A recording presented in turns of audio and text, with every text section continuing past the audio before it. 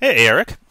Yeah, hey, Evan. So we're gonna do these little 2-minute audio bits for the website. So do you wanna start off by letting us know which imponderable are you? What do you bring to the party on Thursday?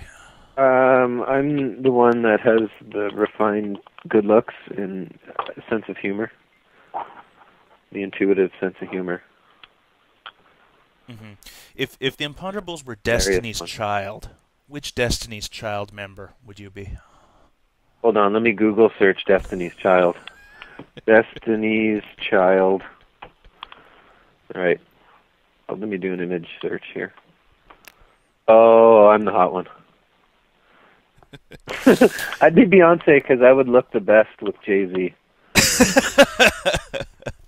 For Joe Public, web surfing has just come across this video. You've got 30 seconds to convince them. Why should they come tune in Thursday and watch this debacle as it happens live? I'll tell you, because comedy is about watching your heroes suffer. Your main characters suffer under extreme conditions. I just watched Forgetting Sarah Marshall. I hope I said the name of that right. Yeah.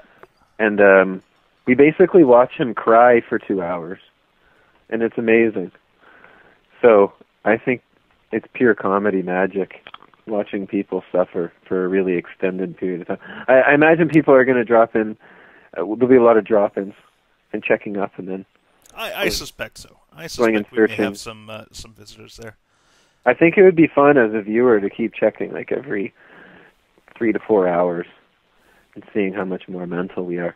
That was something Dave said. He said it would be pretty funny if you just played it and fast forward, and you could just watch everyone gradually get more and more disheveled as time Like goes watching on. a sunset in a. Yeah, it's gonna get weird. I think the highlight for this project for me is obviously getting money for a really worthy charity, but also just to be able to capture on film this kind of behavior that only the four of us have been subjected to in long van rides across Canada and throughout small town Ontario. People could finally see it because there's such a demand for it. What are they like in a van? Yeah, I get the show, but what are they like in a car for 18 hours? Well, which brings us to the inevitable question, which is when the inevitable fist fight breaks out. What's Yeah. your game plan? Who are you going after? Who's going down? Well, it's like jail. Right when I get there, I'm just going to stab one of them. Right. Probably John, because I think he's the toughest. So I'm just going to get there and I'm going to stab John because he's the toughest. Like at 11:05. 11:05, maybe So that nobody 11:01. messes with you. Instead of shaking his hand, I'm just going to shiv him.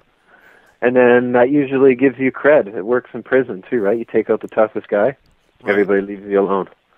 And then there'll be more room on the couch because John will be in the hospital. And everybody will leave me alone out of fear. Well, that would imply that we're going to let John leave to go to the hospital. Yeah, what are the medical rules? We haven't figured that out yet, have we? I think Matt and I pretty much agreed that we'll make the rules up as we go along to be as inconvenient as possible to you guys. So Okay. yeah, I think that is the rules. I can trust that will happen. Matt can be a pretty inconvenient guy anyway. Awesome. You So know? have you got any last-minute training going on between now and Thursday to get in game shape?